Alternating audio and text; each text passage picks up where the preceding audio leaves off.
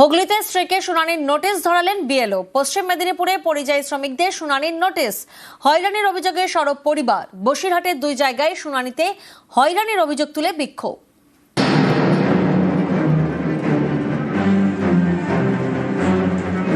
হুগলির তারকেশ্বর পুরসভার ১ নম্বর ওয়ার্ড। এখানকার বিএলও শেখর মজুমদার, তার স্ত্রী সুস্মিতা মজুমদার এদিন স্ত্রীকে এসআইয়ের শুনানির নোটিশ ধরান বিএলও।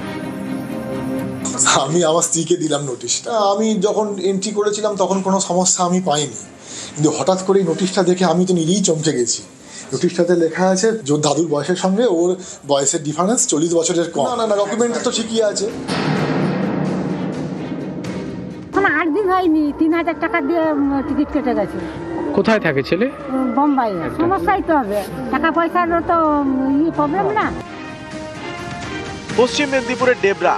স্থানীয়দের দাবি, এখানকার সত্যপুর পঞ্চায়েত এলাকার 47 নম্বর বুথে শুনানির নোটিশ পেয়েছেন 170 জন। তাদের মধ্যে 45 জন পরিযায়ী শ্রমিক। কার নামে নোটিশ এসেছে? ওই আমার দুটো ছেলের নামে, একজন থাকে বোম্বাইতে আর একজন থাকে গুজরাটে। এই 8 দিন আগানো গেছে।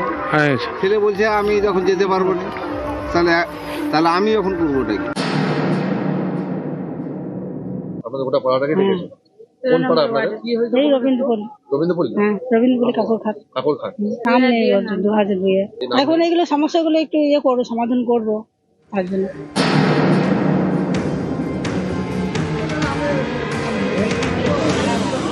ছেলের কি হয়েছে?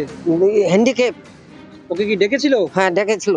ওকে তো বাড়িতে গিয়ে করলে ভালো হতো কি? হ্যাঁ ভালো তো হতো, আমি যাই নাই তো কি করবো। ভয় ছিল কি যদি না আসে ছেলের নাম কাটিয়ে এরকম ভয় ছিল? হ্যাঁ ভয় ছিল আমাকে।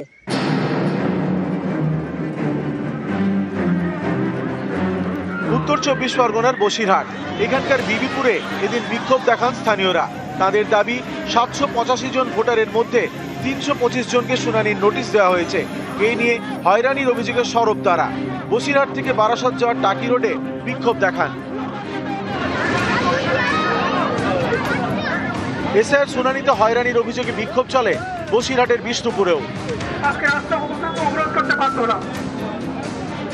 আমরা নথি আপলোড করার পরেও আমাদের সেই নথি ব্যাক এসছে এবং আমাদেরকে বলা হচ্ছে আমরা নাকি রোহিঙ্গা বা বাংলাদেশি, আমাদেরকে চিঠি ধরানো হচ্ছে।